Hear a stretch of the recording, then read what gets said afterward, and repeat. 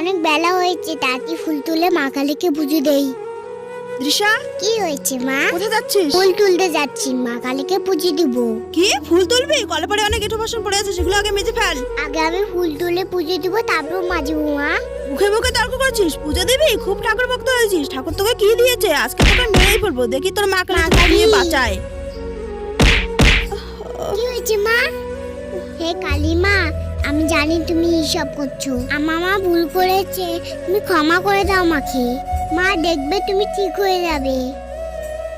মা কালী, তুমি আর দুষ্টুমি করো না, আমার মায়ের গলা ঠিক করে দাও প্লিজ। দৃশা, মা, কালী মায়ের আশীর্বাদে তোমার গলা ঠিক হলো। তুমি ঠিকই বলেছো। হে মা কালী, আমি ছোট্ট মেয়েটার উপর অনেক অন্যায় করেছি, তুমি ক্ষমা করে দিও। আর ভুল করব না আমি।